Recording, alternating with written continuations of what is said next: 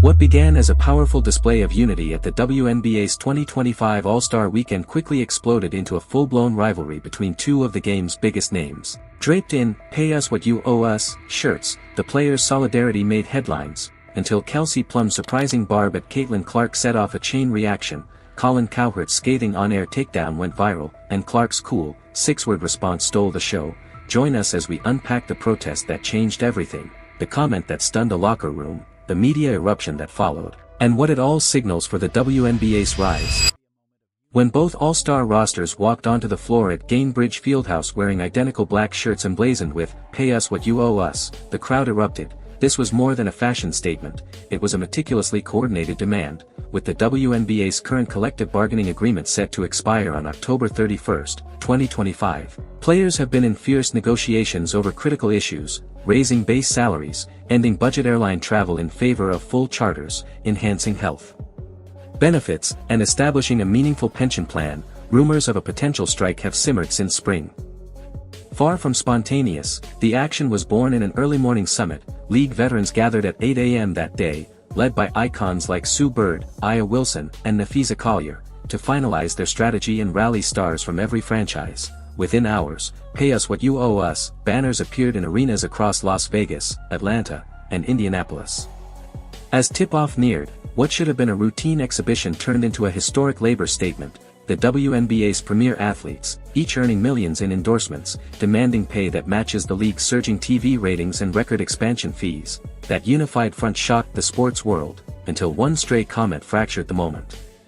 At the podium after the game, Sparks Veteran and Players Association Vice President Kelsey Plum praised the "Pay Us What You Owe Us" shirts, then unexpectedly said, not to tattletale, but 0 members of Team Clark were very present for that. The atmosphere froze. Plum's comment wasn't aimed at league officials but at Caitlin Clark's All-Star cohort, names like Sabrina Ionescu and Aya Wilson, hinting they'd all but skipped the morning meeting that set the protest in motion. With that offhand remark, unity splintered. Reporters exchanged stunned looks while Ionescu's barely concealed eye roll spoke volumes. What began as a unified stand now begged the question. Was Plum's jab an innocent misfire, or the tip of a deeper rift between WNBA veterans and its breakout superstar? Enter Cowherd on the herd, who seized Plum's slip-up and turned it into instant internet lore. "You went from a Motel 6 in a sketchy part of town to a Four Seasons in a shopping district," he thundered, "and now you're throwing shade at the very player who's packed arenas, smashed TV ratings, and upgraded your travel from cramped charters to private jets." His Motel 6 Four Seasons line hit like a knockout blow. In Clark's rookie campaign, WNBA games drew an average of 1.2 million viewers, up 170% year-over-year, and demand for charter flights soared across all 8 teams. Within minutes, Cowherd's monologue was clipped, shared, and replayed until Golden Goose trended worldwide, by framing Clark as the league's economic powerhouse and Plum's jab as wildly out of touch. Cowherd's takedown didn't just go viral, it reshaped the conversation around who truly drives the WNBA's success. In an era when athletes feel compelled to unleash viral clapbacks, Caitlin Clark rewrote the playbook on strategic restraint. 2 days after Kelsey Plum's Instagram selfie, an Under Armour athlete inadvertently showcasing a Nike swoosh, Clark quietly delivered exactly 6 words in the comments: "Thank you for the Nike ad." No all-caps tirade. No emoji barrage. Just a masterful nod that transformed Plum's post into free marketing for Clark's global sponsor. Within minutes, Clark's reply became a social media sensation. X timelines filled with side-by-side screenshots, TikTok creators looped the moment with dramatic music, and Instagram stories splashed Clark's quip across thousands of feeds. Sports commentators called it textbook elegance, praising Clark for leveraging brand alliances instead of bitterness. By refusing to engage in a public shouting match, she highlighted her superior media IQ and underscored the reality that her popularity, measured in soaring jersey sales, record TV ratings, and sold-out arenas, speaks louder than any heated rant. That 6-word response did more than land a punch, it reframed the entire narrative. Suddenly, the conversation shifted away from locker room tension and toward Clark's unparalleled influence in women's sports marketing. In an instant, she proved that true power often resides in silence, and that the smartest comebacks are delivered in the comments section, not on the court.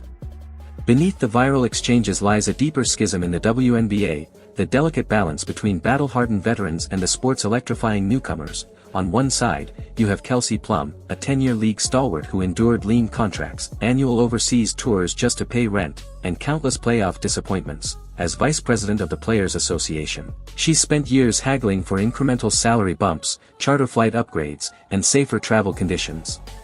Her journey embodies the collective grind that built the WNBA's foundation.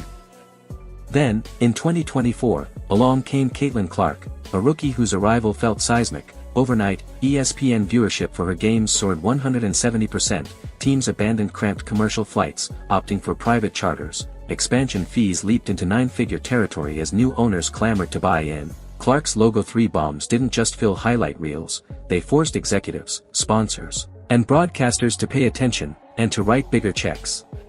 That kind of overnight transformation can spark both celebration and tension. For veterans like Plum, the fight for pay equity represents years of grassroots organizing, a unified demand for every player's rights, not just the flashiest headlines. When Clark's stardom eclipses the narrative, there's a very real fear that the movement will be remembered as the Caitlin Clark Show, rather than the collective effort that veterans laid the groundwork for. Plum's offhand quip, calling out Team Clark's absence, was born from this complex mix of pride in her union work and protectiveness over the broader cause. It wasn't a personal vendetta, but a worry that the solidarity behind "Pay Us What You Owe Us" might be reduced to a one-player story. Yet Clark's meteoric impact is undeniable. She's been the spark that ignited league-wide momentum, proving that a single athlete's platform can accelerate change for all.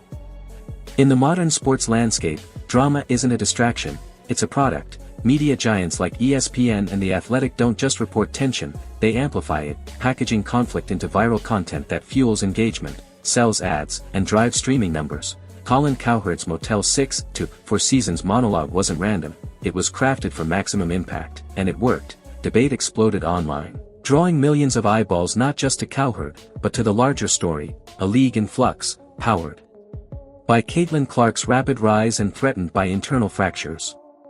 What's fueling all this heat? At the core is the upcoming 2026 collective bargaining agreement, a moment that could redefine the future of women's basketball.